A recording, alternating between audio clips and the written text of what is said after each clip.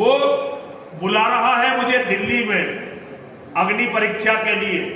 اس نے مجھے چنوتی دی ہے کہ میں ہندوؤں کے دھرم گرنتھ لے کر آؤں اور وہ اپنا جو ان کا کیا ہے کوئی گنڈوں کی کتاب ہے یہ قرآن نام کی اسے لے کر آئے گا. یہ لٹیروں کی جہادیوں کی جو کتاب ہے اور وہ کہہ رہا ہے آگ جلائی جائے گی اس میں سے وہ بھی نکلے گا مجھے بھی نکلنا پڑے گا. میں اس جنگلی جاہل لٹیرے کی چنوتی سویکار کرتا ہوں. السلام علیکم ورحمۃ اللہ تعالی وبرکاتہ. الحمد للہ وکفا وسلام علی حبیبہ المصطفیٰ اما بعد فاعوذ باللہ من الشیطان الرجیم بسم اللہ الرحمن الرحیم وقل جاء الحق وزهق الباطل ان الباطل كان زهوقا صدق اللہ مولانا العظیم. اللہم صلی وسلم وبارک علی سیدنا محمد وعلی آلہ وصحبہ وبارک وسلم. عزیزان گرامی وقار، ہندوستان کے حالات کافی ابتر ہیں. کورونا کے مرض کو لے کر ہر جگہ بہت ساری بے قراری کا ماحول ہے، مگر اس کے بڑھ کر ایک زہریلا سانپ ڈاسنا کی مندر سے اب بھی اپنا زہر اگل رہا ہے. چند دنوں قبل جس نے پورے ہندوستان کے ہندو مسلم ماحول کو خراب کرنے کے لیے میرے آقا صلی اللہ تعالیٰ علیہ وسلم کی شان کو نشانہ بنانا شروع کیا، مسلسل پچھلے 2 ماہ سے وہ ابھی اسی طرح کا زہر اگل رہا ہے. آپ حضرات کو معلوم ہے پچھلے 2 ہفتے قبل میں نے اس کو مباہلے کا چیلنج دیا تھا اور وہ ایکسیپٹ کر کے بعد میں پرمیشن کا بہانہ بنا کر میدان سے بھاگ نکلا. ابھی بھی وہ ہر طرح سے راہ فرار اختیار کر رہا ہے، مگر اے مسلمانوں یہ بھی برداشت اور حد سے زیادہ ہو گئی کہ مجھے پچھلی مرتبہ بلا کر پولیس ڈپارٹمنٹ سے پرشاسن سے دباؤ ڈالا گیا. اچانک میرے گھر پر پولیس اور آفس کو دھکا دے کر کے اندر پولیس اور بغیر کسی نوٹس کے پولیس والوں نے میری آفس پر اس طرح سے آ کر کے تماشا کیا.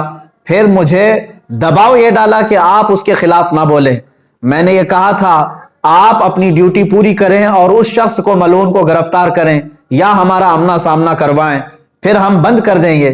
لیکن حد ہو گئی کہ ساری چیزوں کے بعد پولیس پرشاسن کی طرف سے یقین دہانی کرانے کے بعد بھی آج پھر سے وہ خبیث ملعون پھر سے ویڈیو اپلوڈ کرتا ہے اور اس میں پھر زہر اگلتے ہوئے میرے آقا صلی اللہ تعالیٰ علیہ وسلم کی شان میں بڑے بھدے اور غلیظ کلمات بکتا ہے.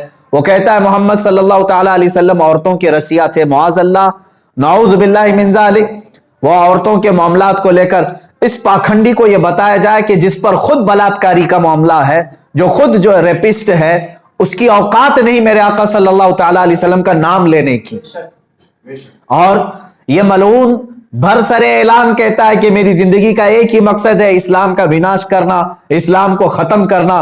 اس خارش زدہ کتے کو اپنے بدن کی کھجلی مٹانے کی طاقت نہیں ہے، اسلام کو سرزمین اور ہند سے مٹانے کی بات کرتا ہے. یاد رکھو یونان و مصر روما سب مٹ گئے جہاں سے، باقی مگر ہے اب تک نام و نشاں ہمارا، باقی مگر ہے اب تک نام و نشاں ہمارا. اور ہم اس دھرتی پر رہیں گے اور ہر بار کہتے رہیں گے اللہ اکبر. تم 1000 بار 1000 ٹکڑے کر لو، ہر ٹکڑا پکارے گا اللہ اکبر. انشاءاللہ العزیز اسلام اور قرآن عظیم اور محمد عربی صلی اللہ تعالیٰ علیہ وسلم کی ذات پر بھونکنا بند کرو. اور پھر میں گورنمنٹ سے کہتا ہوں ہم جیسوں پر دباؤ ڈالنے کی بجائے اس پاکھنڈی کو کیوں نہیں گرفتار کیا جاتا؟ پورا ہندوستان بے چین ہے، ہر جگہ کا مسلمان بے چین ہے. ان کی کیا مجبوری ہے؟ یہ ہماری تحقیق پہ پیچھے لگ گئے، ہمارے آس پاس والوں کو گرفتار کرنا شروع کر دیا، ہمیں نوٹس دینا شروع کر دیا. یہ کون سا دگلا انصاف چل رہا ہے یہاں پر؟ جو پروٹیسٹ کرنے جا رہے ہیں ان بچوں کو FIR کر کے اندر کیا جا رہا ہے اور اس خبیث ملعون کو بھونکنے کی کھلی آزادی دی جا رہی ہے. اس دغلے پن کے ہم خلاف آواز اٹھا رہے ہیں. اور اے مسلمانوں یہ میرا میسج ہے، کافی دنوں سے انتظار میں ہے. میں علماء ذوی احترام سے کہنا چاہوں گا جتنے لوگوں نے مجھے میسج کیا سب اپنے آپ تیار رہیں. انشاءاللہ العزیز یہ فقیر قادری دلی پہنچنے کی پوری کوشش کرے گا.